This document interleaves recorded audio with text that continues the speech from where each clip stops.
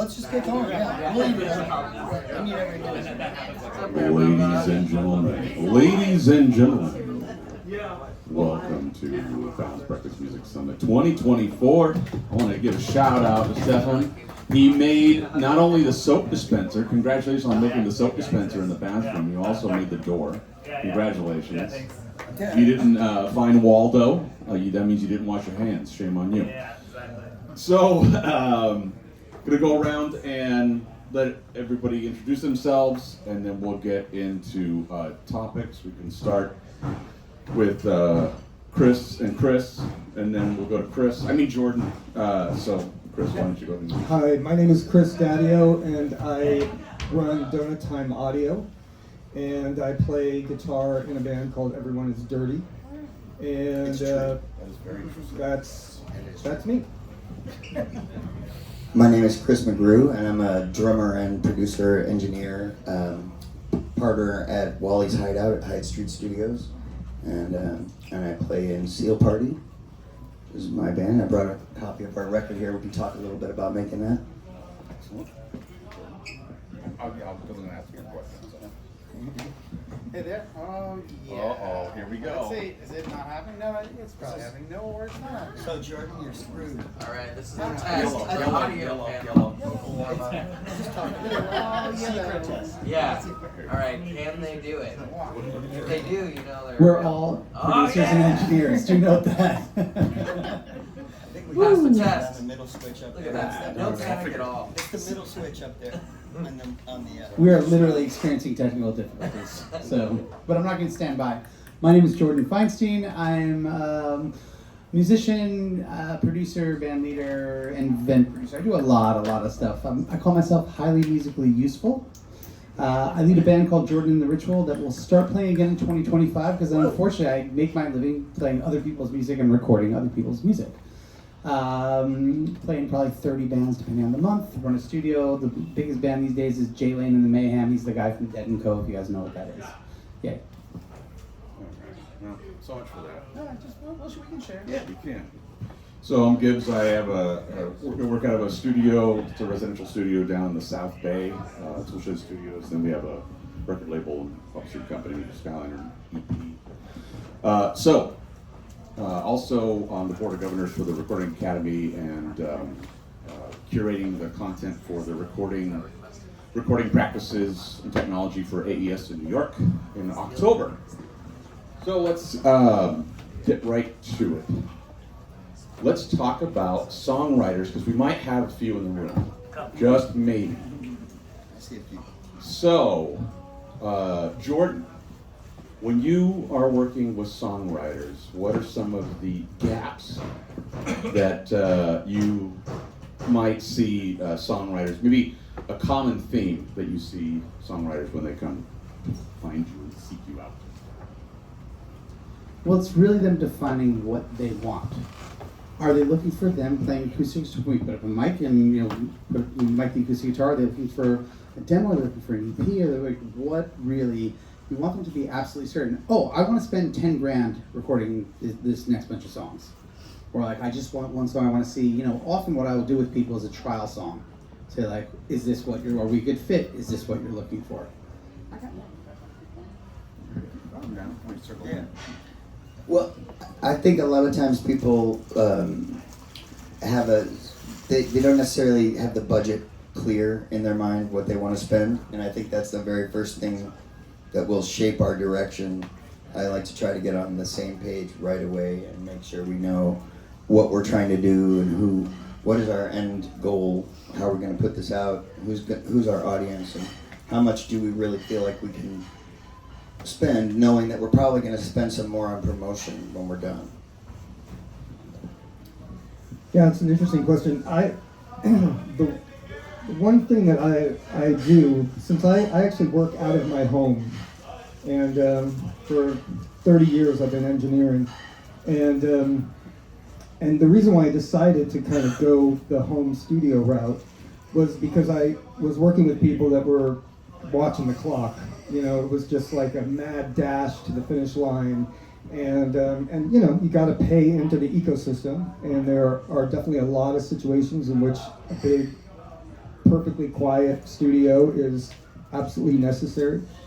But I did it because I just wanted to get back into collaborating with people on a musical level and not just kind of on a like, okay, what do we have a time and budget for?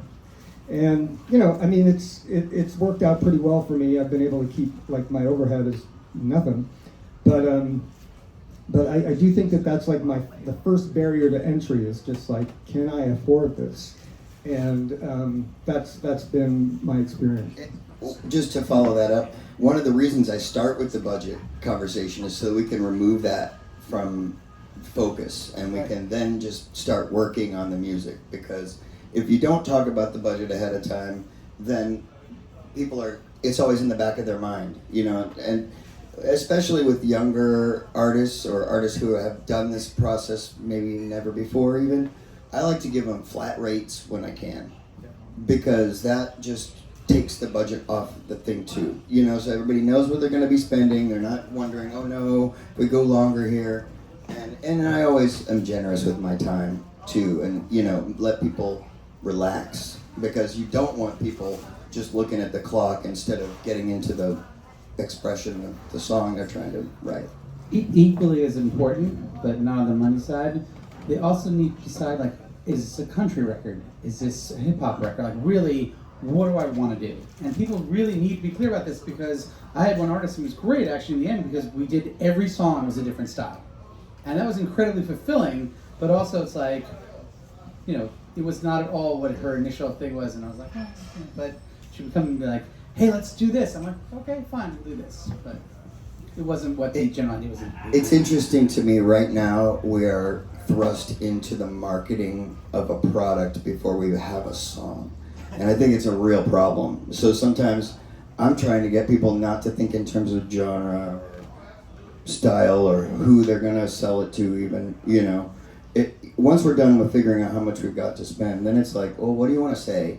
And if I can avoid the whole race to the product thing, I feel like I end up with better performances from people. So I want to circle back to, Chris, what you were talking about with collaboration, because I find that's a big gap. Most songwriters, when they come, they're just looking for an engineer first. Then I start asking questions of like, maybe I need a producer. So we're going to get to that in a minute. But do you find that when you first meet up with songwriters, have they done are they most of them writing in a silo, or are they collaborating with other people? Well, it kind of runs the gamut, and I think that's one of our first jobs is to kind of understand who this person is in front of us, and be able to kind of fulfill, or at least try to understand what role we can do our best at, or how we can help the project along the best. I think that like what happens to me a lot of times is I start as just the engineer, and I end as kind of like the player, the producer, kind of jack of all trades of everything. And I love that. I think it's really fulfilling, and I love it too, because I think that a producer, that role is a very intimate role, and it sometimes it takes a little while to get there, where you're trusting each other, and so just being able to engineer and start engineering something and just getting in there, I think that's a really important part of like learning about where you're going to do your best work for this person. Yeah, I think as long as we come at it from this mindset of serving the song, that disarms any fears that artists might have. Like, are they going to make my thing sound totally different? And, if you're lucky, maybe you'll be able to let go of some of your preconceived ideas and let it develop, or maybe that you're really fixed on that, and then it's our job to help you realize it. But it's different every time on this collaboration thing.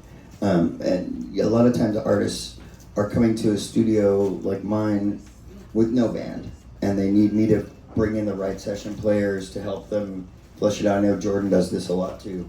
And this often is just sort of a psychological process that, it's a lot more communication than it is technical actually. But the collaboration part is important, and if you don't get the people right, they don't want to listen to each other, they don't respect each other, you can't get anything good. So he's like, you got something? Of course I got something. And just to finish that, it's a team sport, you know. Like if you're coming in thinking you're going to do this all yourself like Prince, you're wrong. There's one Prince. There's only one Prince, and he screwed it up for everybody because now everybody thinks, maybe I could do that. No. I think your Prince will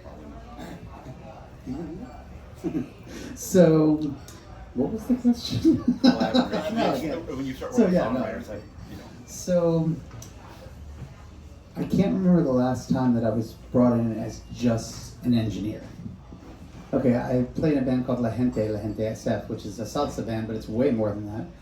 And I was brought in, you know, to do some engineering on the last couple albums. But I sit with Rafa, the artist, and he knows a lot of what he wants. And he'll tell me, like, hey, I want this Panda Cross going here. And I'm like, gotcha. He's like, I need a synth thing, stuff like that. So he is really good on the production end. But then, of course, I'm the keyboard player in the band, so I'll throw out a lot of production ideas. That said, almost every time I've ever been asked to engineer, you inadvertently become a producer. I can't remember the last time that didn't happen.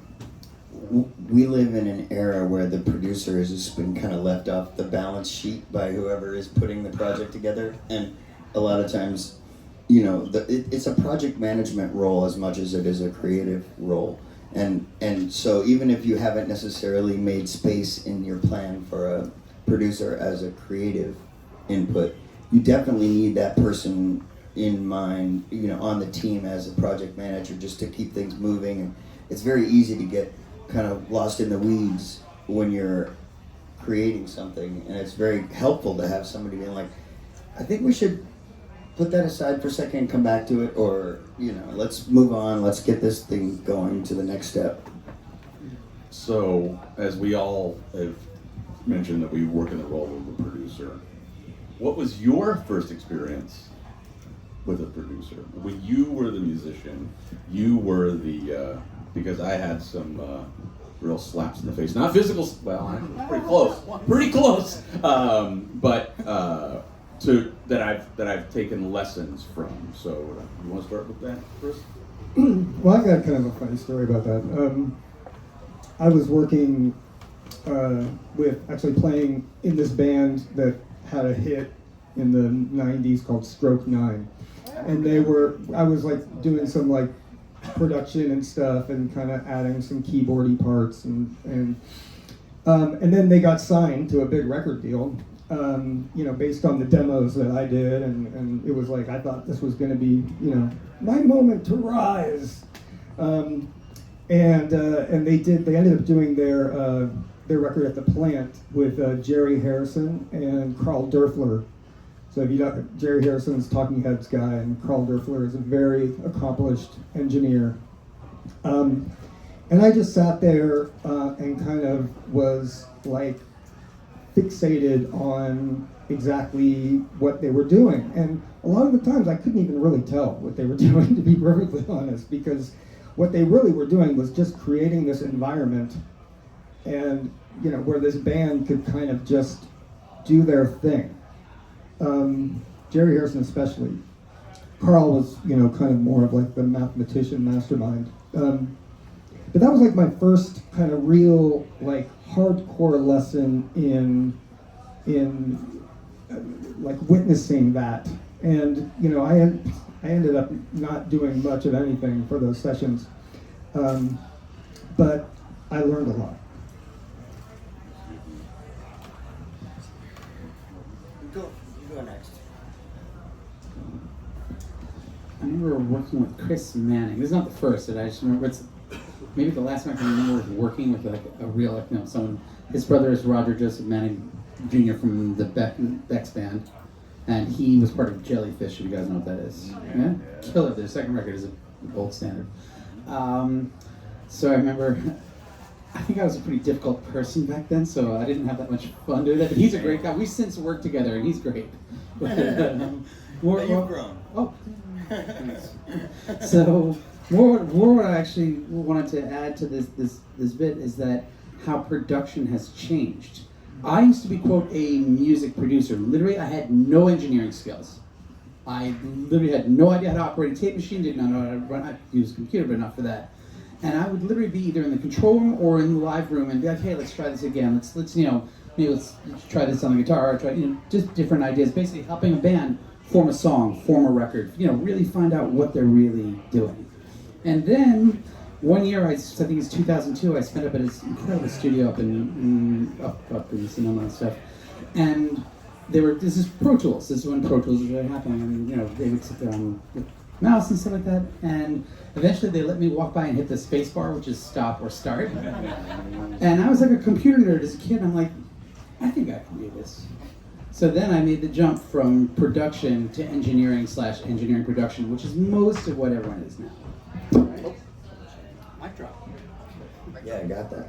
So I guess my story would be, initially I came to being a producer originally because I was hired to play drums on sessions where there wasn't a producer. The way things would flow would be so broken and stilted, and it was like sailing with nobody at the helm.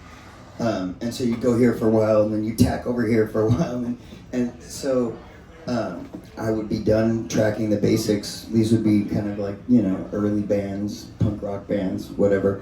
And then I'd be sitting there and just watching the chaos from the couch, and I'd be like, I think I can help apply some of what I'm doing at my painting job over here to this project. And so I just started helping to kind of manage the flow of the sessions. And being a drummer, you're naturally thinking about the flow of the song and how the arc of the song goes, and it just seemed like a natural unfolding. And then eventually I started learning to engineer as well. It's like a slippery slope. So the trades is a good analogy. Every project needs a foreman. Yeah. And if it's a 4-piece band, you have 4 opinions. And sometimes that doesn't always go well because there's personalities that maybe don't want to come forward, right? Don't want to say what they want to say, but they have ideas. If you have a producer, that person can step in and go, we're going to do this. And it's an interested third party as opposed to an uninterested third party. So I wasn't going to get into gear until later, but you said the PT word, Pro Tools, and hey, Jonathan from Neumann in the house. If you have any questions about speakers, that's the guy to talk to. Or microphones, right? Or the headphones, or the variety of laundry list that Neumann does. So songwriters spend their 10,000 hours working on their craft writing songs. Vocalists spend their 10,000 hours working on their voice, instrumentalists, etc., etc. So I could get Logic, I could get Pro Tools, I could get Ableton, I could get insert DAW name here. But the 10,000 hours, I think, is what a lot of songwriters are missing.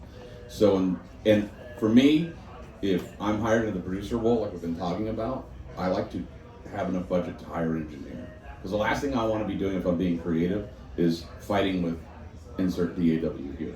So, Chris, thoughts on why I should get an engineer to fight with said DAW as opposed to doing it myself if I'm a songwriter? Well, I mean, I just sort of I came up sort of at the tail end of 2-inch tape, and then it went into ADATs, and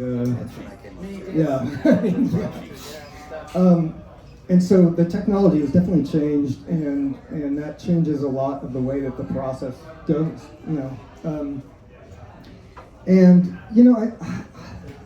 the cool thing I would say about, well, I'll answer your question. I would argue that it just really depends on the person and the situation. Every situation is completely different. Yeah. I think that we're not really plugging people into our equation as much as we are trying to write the equation with these people.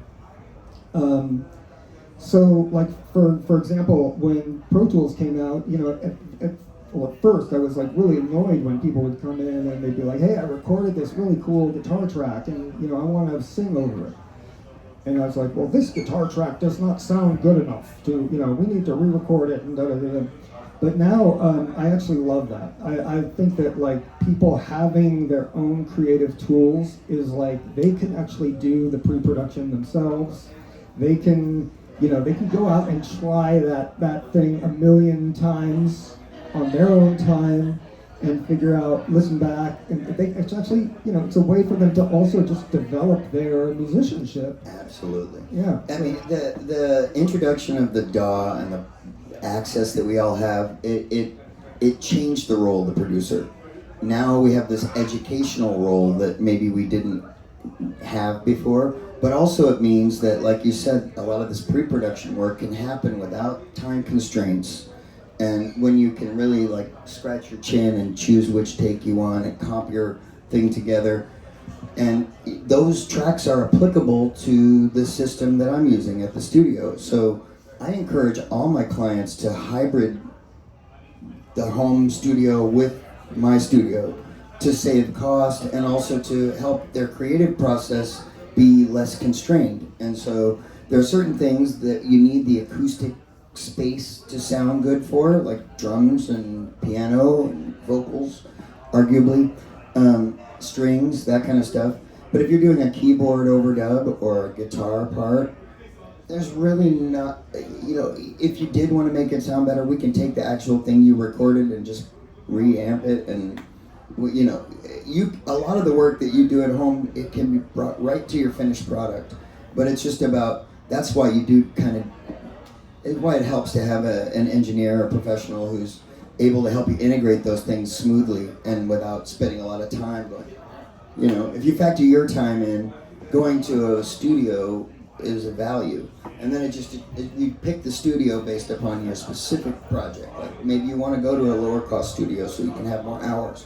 Maybe you want to go to a more polished sounding studio, or one that's a little more expensive because you're like, we're rehearsed, we're ready to go, we're going to do 8 songs today, and it's going to be less money because we're not going to spend as much time later making the sounds the way we want them. But yeah. So, in terms of why you need us, okay? This is not my analogy, but I thought it was brilliant. Fast food McDonald's versus a French meal. Like, anybody can make, I can cook you spaghetti, but you don't want me cooking for you. Like, I cannot do that. You know, I can make you a meal, sure. Anybody can make a meal, but there are very few people who are really well educated, really well trained. And, you know, I started producing Logic in 2008. I call myself a Logic expert. I'm technically not, according to Apple, but it's been how many years? I know my way around the dog. Like, whatever you need audio-wise coming out, I can pretty much do it. So you know, so that's why you need a producer/engineer, you know, someone who can really knows what they're doing. And I've seen when people don't, and I'm like, ooh, do I tell them? You know, because you don't want to hurt their feelings, but like, no, this will not do.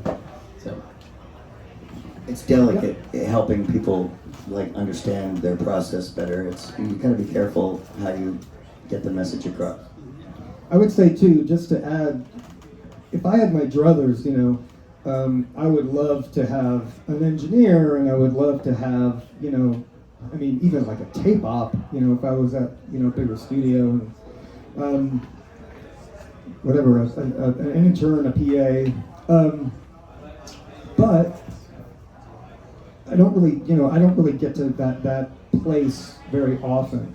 And I was wondering, from your standpoint, being in that place, like, what do you feel is the advantage or the disadvantage to this? Because obviously, you know, you it sounds like you have a lot more experience than I do, at least, working just with an engineer by yourself.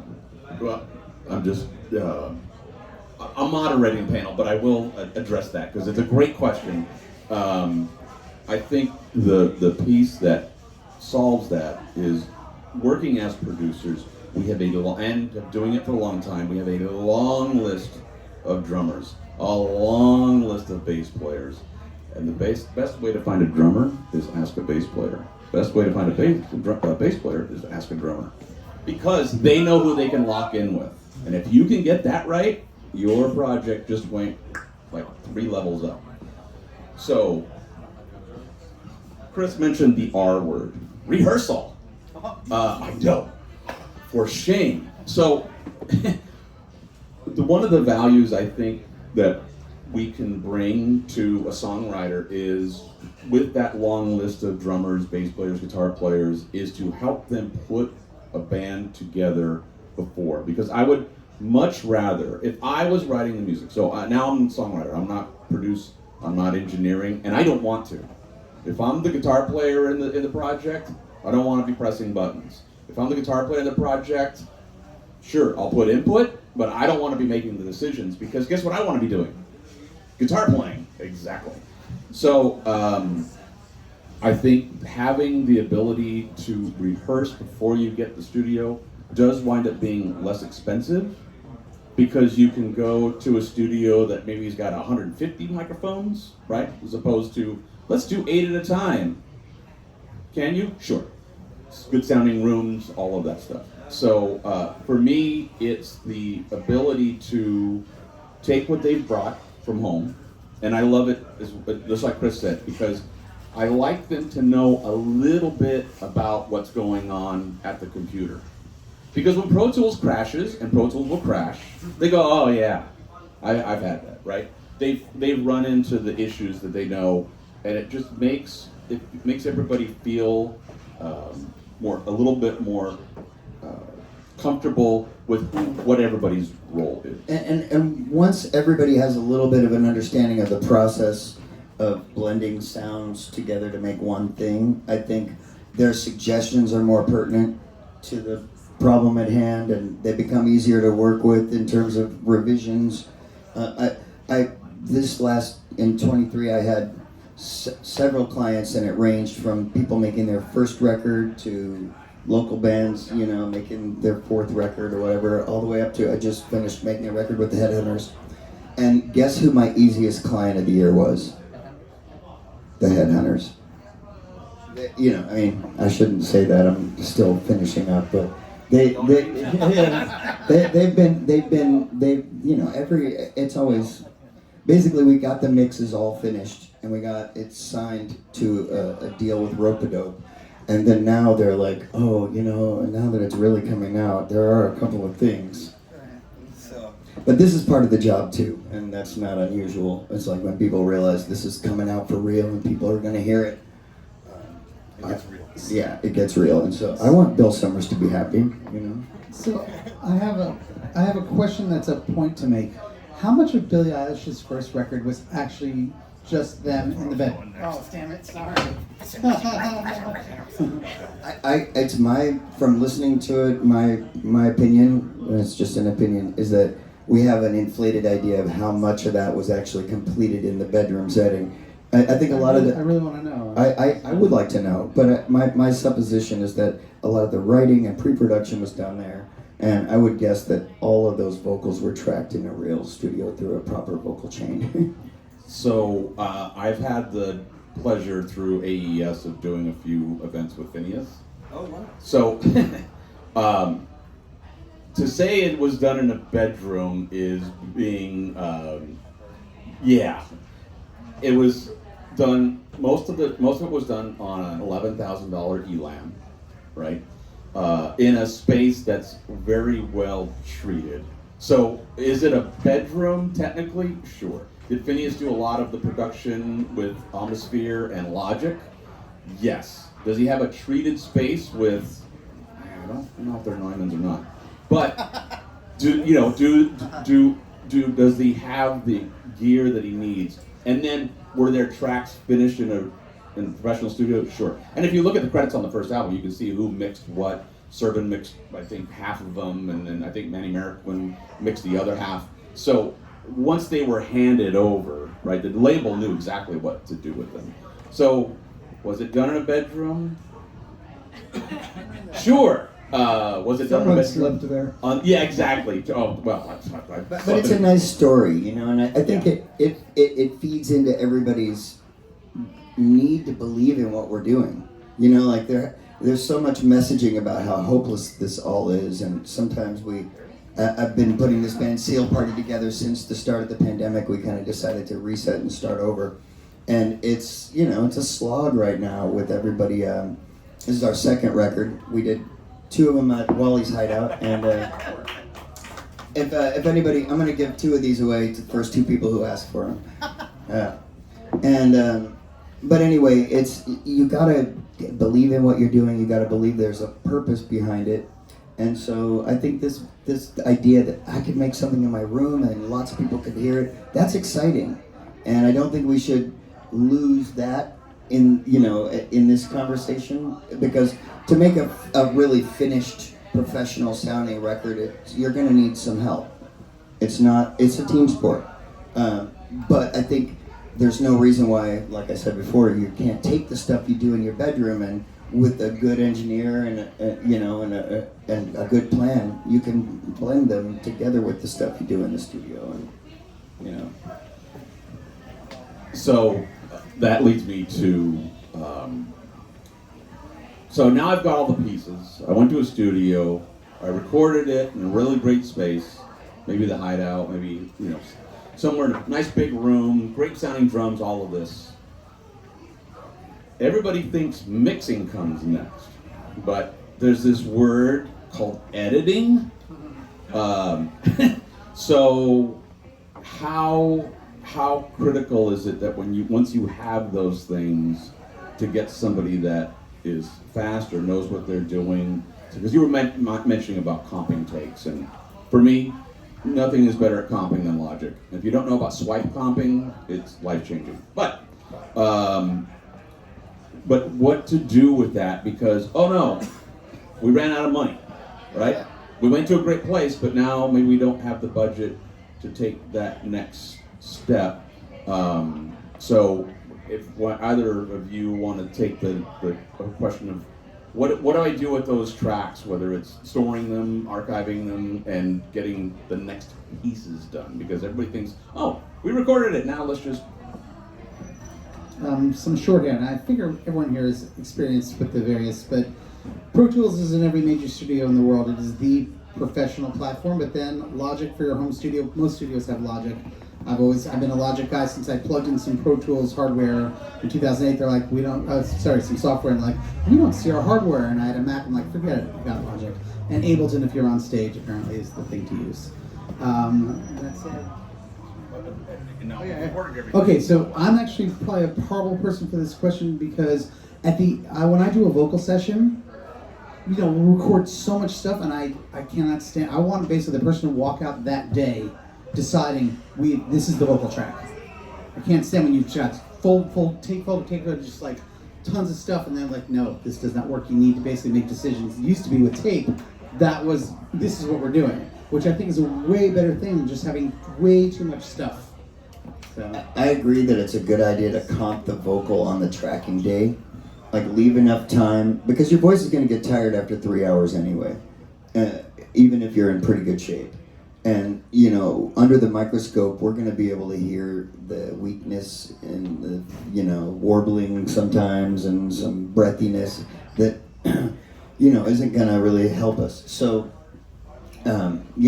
I go for the really good early takes, and then we go in and we listen to them, and we pick, if we have to go syllable by syllable, we will. And we'll comp those things the day we're there while it's fresh in the mind. Do note, your first take is almost always the one that you were actually, that's the good stuff. You spend the next bunch of hours trying to get back to that first original magic. And by the way, a lot of times I'll say, okay, we have our master take, but we have some weak points. So we're on take 3 or 4, but I know we don't have to make the singer sing the whole thing again. We just go to the spots, and I'm going to back it up a little bit. And when we get to this, I'm going to punch you in, so we get that one thing. Because maybe sometimes it's hard to hit that note after the phrase. But if you just punch in the note, sometimes it's easier to hit the thing. Yeah. And Well, I've spent so many hours editing stuff to death, and I'm sort of like, I think it just goes back to like understanding like what kind of artist you are, what you want, Because I think editing can ruin a lot of like really beautiful, imperfect music. And I mean, you know, and then of course, if you are the kind of artist and you are competing with other artists, or you know, trying to stand again with other artists rather, that have this perfect music, then you know, I mean, then I understand that there's a need to do that. But you know, I really am a big fan of keeping things like as honest as I can. And then the other thing I was going to say too is like is in the pre-production, you can kind of understand if you spend some time with the band, you spend some time with people, you work with them in a pre-production setting, you can understand kind of like what direction you think is going to serve them the best. And so that's something I always try to build in with my clients, is just like like a free rehearsal night with the band, get whatever, a couple of sodas or beers or whatever, and just have them play, kind of talk about what's good, what's bad, what's working, what feels a little iffy. And then in that moment, you can also kind of be like, wow, okay, we're going to put this on the click, and it's going to be important that is metronomic, or we're not using a click here, or just all the different sort of like questions that will come up for recording. And there's nothing prescriptive, That's I think what he's saying is that and I really like that we're talking about how editing can really suck the life out of things. Like imagine a Bob Dylan record if they edited the imperfections out. It would sound awful, or if we auto-tune Bob. Someone should do that. It'd be really fun. Hey, McGrew, can I jump in on the auto-tune point? We're going to auto-tune Bob. That's going to write that down. So we all started recording music, we all started recording and playing music before pitch correction existed. There is no auto-tune on this record, by the way. Mostly if you're a lead singer, you should, if the project they're coming to, the lead singer needs pitch correction, I don't think you should do it. Like, then, that's not a thing.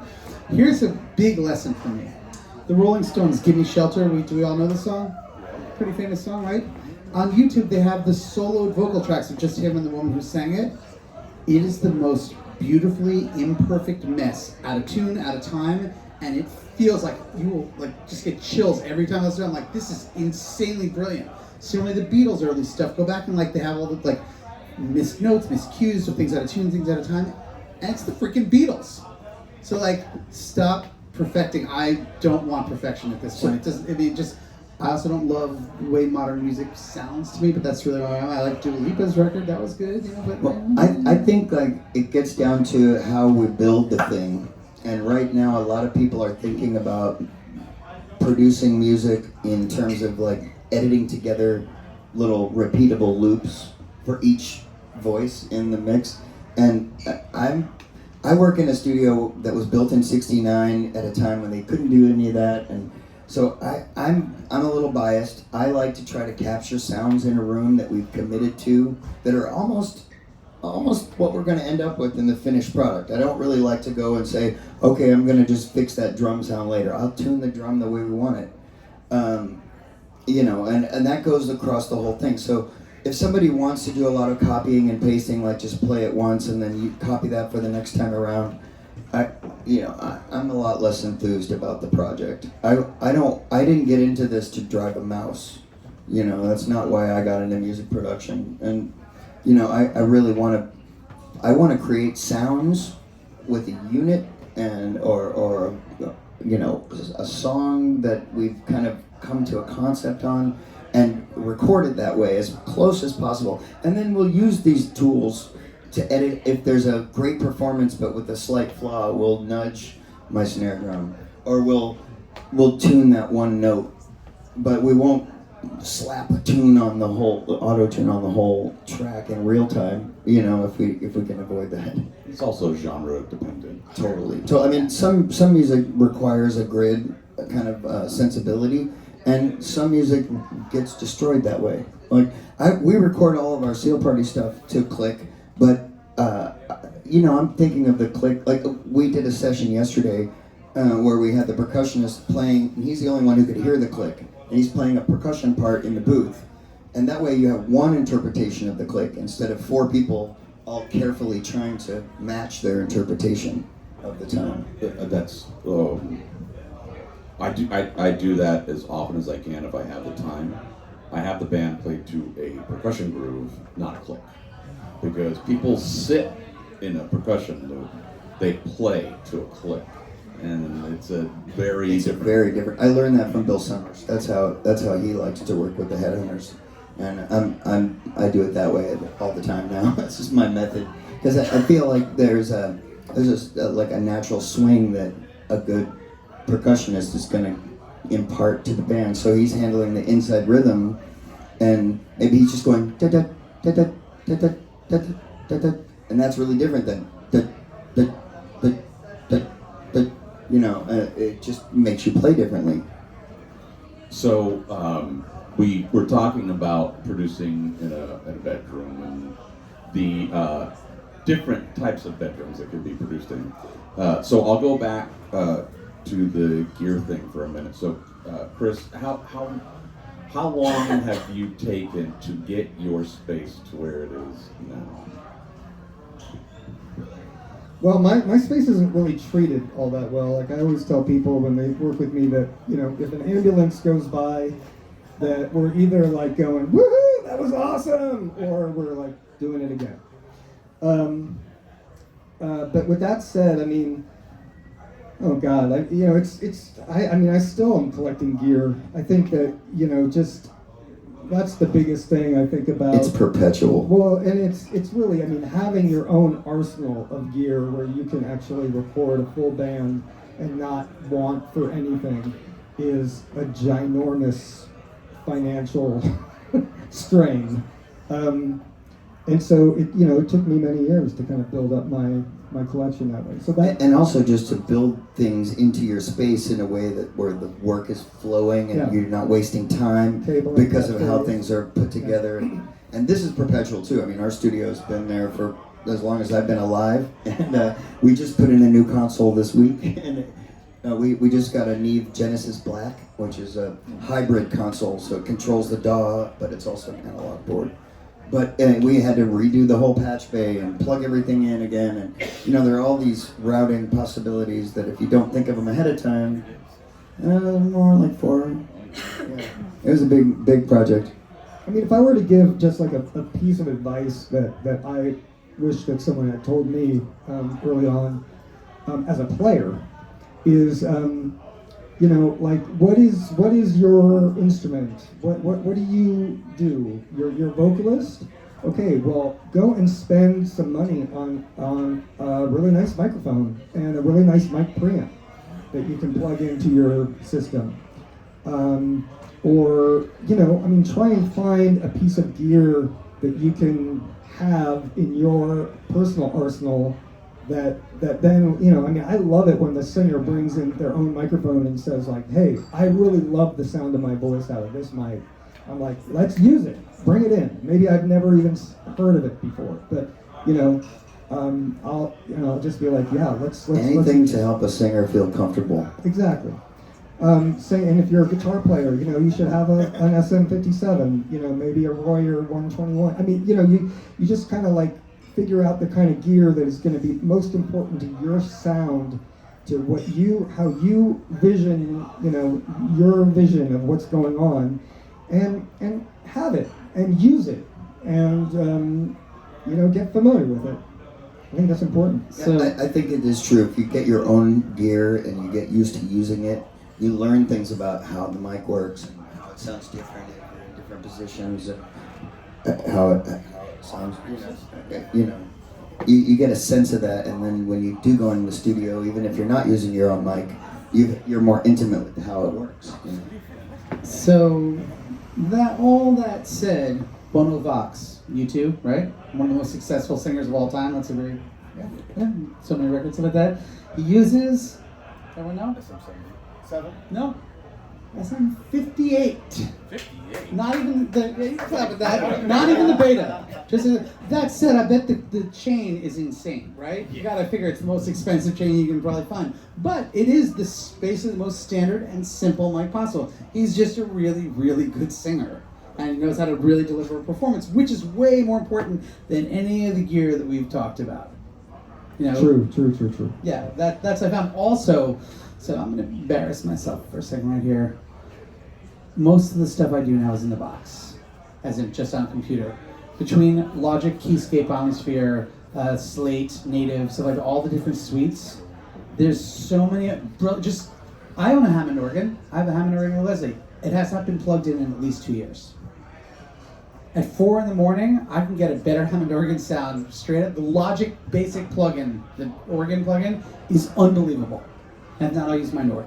But like and I used to be a diehard. We used to literally bring my organ, being the Rhodes, the organ, stuff like that, everywhere and stuff like that. I haven't done that in forever because what the technology is enabling you to do is makes things so much easier. That said, we now have more technology than, let's say, the Beatles ever had, and no one is making Sgt. Pepper. So They're trying. yeah. And if next time you listen to "Give Me Shelter," if you haven't heard Mick in the background after Mary Clayton cracks, then go listen. Our tape machine is still collecting dust in the corner, and the reason is because we get the saturation from other parts of the chain, and it's, you know, having good preamps and having a plug-in that emulates the tape saturation kind of does the trick. And yeah, they have gotten really good. So we're about 5 minutes out from Q&A. Yes, we will take questions. And so start thinking of those now. If you want to know more about music production, the process, I'm going to embarrass Loic. November, right? What's it called? Music Expo on November 9th? Maybe? Somewhere around the area? Yes. So talk to Loic if you have questions more about this. There will be more panels on production. So I didn't leave a lot of time to talk about mixing. I was teeing that up by the space, right? Because I think what a lot of songwriters don't have is a good space that tells them the truth after they've recorded all those tracks. We talked about editing, but the mixing portion. How many hours? I'll start with this question. How many hours did you spend getting frustrated until you finally kind of started to unlock things on the mix side? Well, I think it's again. I mean, it all just goes back to what you know, and you know, I used to just have a pair of NS10s and a subwoofer, and that was like my favorite thing in the world, and it was like maybe a $500 at the time chain. You know, and I've been in amazing studios and have gone home and listened to my mixes and just been like, this sounds awful. So you know, it's about, you know, we put in our time up here. We put in our time to learn our gear and learn kind of like, you know, what we want it to sound like in our space in order to give, you know, the best approximation of what we think it should sound like, and hopefully, you know, an agreed upon approximation. And so I would just say, like, yeah, I mean, I keep making little tiny changes every now and then to like where my subwoofer crosses over, and I mean just like weird things where I'll, you know, and like our ears change over time as well too. I mean, you know, we don't hear the same way that we heard 5 years ago. I just had mine cleaned out, and I had to get used to my new monitors. It's kind of crazy. So the other thing in terms of mixing is, remember, like, there were a bunch of environments that people used to listen to music on.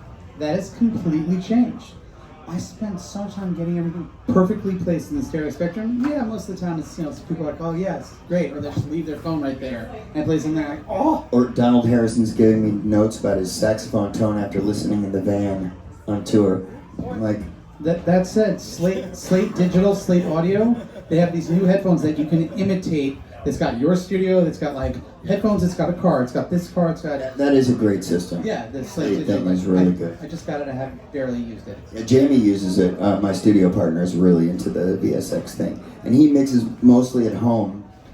We use the Hideout primarily for tracking. I'm only one of the 4 partners that actually does the bulk of his mixing there, and that's mostly just because I don't want to work at home.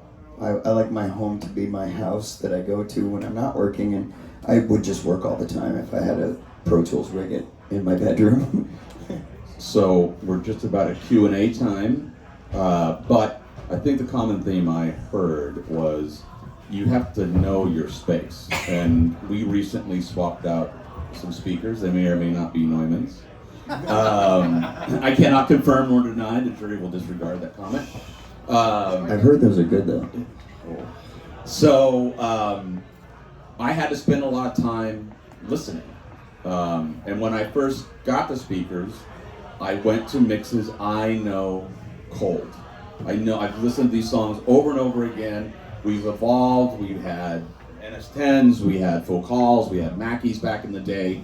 And I've listened to these records on these. I've kind of got like a playlist. If I get hired as an engineer and we go to another studio, while they're setting up, I want to spend time in the room listening, because I want to know that my ears are telling me the truth with records I know or mixes I've done, that I can hear, okay, that's what's going on with the frequencies in this room. That might be what's missing, not totally flat in here. Those types of things that you spent your 10,000 hours on as a vocalist, I mentioned earlier, or a guitarist or a drummer, using an engineer that's done their 10,000 hours is totally invaluable. And while you think you're spending more money, you're saving yourself, because what is your time worth, right? Go to somebody that's already gone through all that frustration of mixing records and having terrible results and then going back and fixing it, et cetera, et cetera. And mixing and getting mixes to translate, which is what we call it when it sounds the same in the car or in the living room. Part of that is the mastering engineer is going to help you, but getting it to a point where the mastering engineer can help you requires you knowing your gear really well, and it also requires selective listening, which is a skill that, as a normal music consumer, you don't necessarily have to develop. And it's kind of like something you have to be able to turn on. Like, I'm just going to hear what the kick drum is doing right now and focus on that. And if you can listen like that, then you can help people get a balanced mix that translates. And we didn't get into archiving, and that should be something that's discussed, but we don't have time for that today. Just copying everything from the studio onto your hard drive is not archiving. I'll just leave it at that. The other thing is, get all of your metadata when you're working with musicians. Make sure you know how their name is showing up in ASCAP or BMI, so when you credit them on the record, and I go look at your credits on Apple Music or Tidal, 1, it's spelled right, and 2, it doesn't just look like it was just you all by yourself. So credit the people that you worked with. It also makes your production look like a much more. They've recently made it so that most of the aggregator services give you the option to list musicians that played on the record now, which a couple of years ago was not the case. DistroKid, you can list like the manufacturer of your banjo. It's crazy. So Q&A, because we're gonna bump up against time that we need to flip to the next panel. Questions? You guys mentioned Stones several times during the course of the day, and I love Kate. So You'll be the last one standing on the planet, but yeah. Thoughts on their current LP? Haven't heard it at all. I have. I like it. It's modern. Steve Jordan is ridiculous. That was a great call for a drummer. And I think the Stones, every time they've done something new, I know like when Voodoo Lounge came out, everybody was like, but then there's cuts off of Voodoo Lounge that have become legendary, right? And I think this would be the same thing with this Steel's Wheel, yeah. I mean, you gotta admire them for still doing it and not phoning it in ever. Like, after all these years, like every recording they go in and they're making a record with the same kind of like hunger that they had early on. So I haven't heard this record, but I bet you it has the same visceral energy. It I comes know you through. can count on for that. Yes. Other questions? Yeah.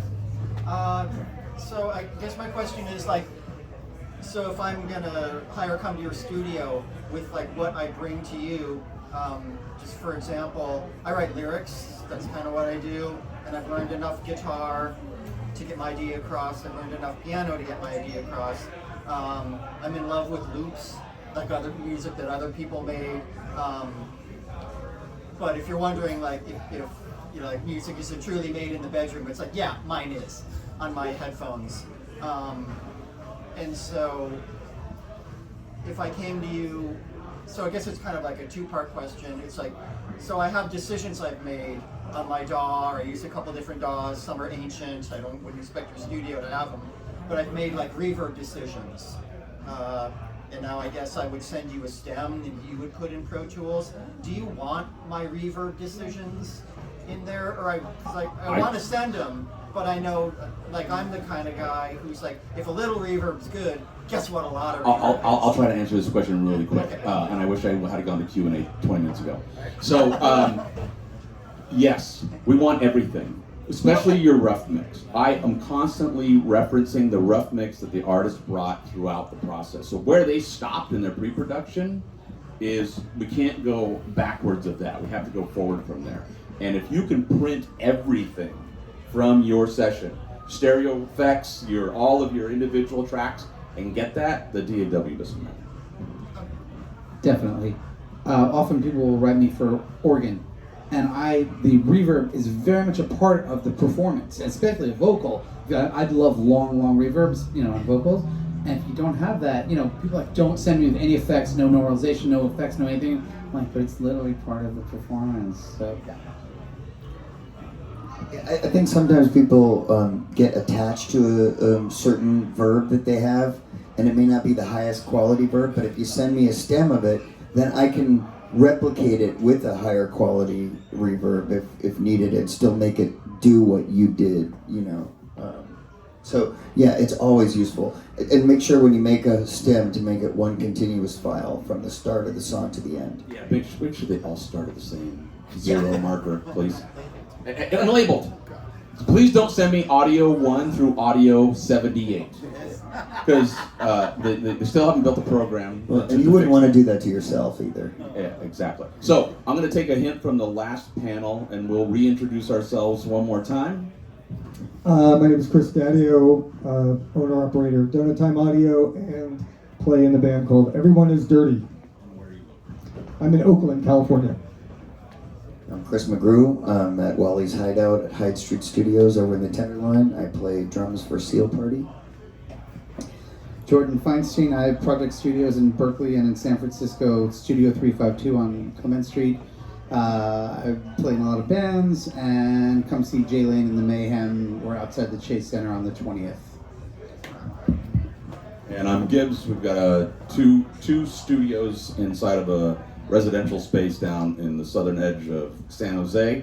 Once in a while we may have an AES barbecue if I can pull that together, and then you can come see the space. And I'll just do one plug. If you're not a member of AES or a member of the Recording Academy or a member of any networking groups beyond Balanced Breakfast, even Stefan would tell you, you got to get connected in as many ways as you can. When I first got connected to AES, the first presentation I went to was about 40,000 feet over my head because it was super high-level physics. But you know what? I've slowly gotten kind of getting there with where I can like stay in the room and not be totally lost. So don't be afraid to get involved with these organizations. The current chair of the San Francisco AES section may or may not be in the room. So AES, Recording Academy, any of that stuff, feel free to talk to me afterwards. And Stefan, thank you. And congratulations for making the self-dispenser. Oh, and one more thing. If anybody wants to have a tour of the studio after the conference today, nobody's in there. So we can go and just talk to me if you want to come check it out. Thank you. Field trip.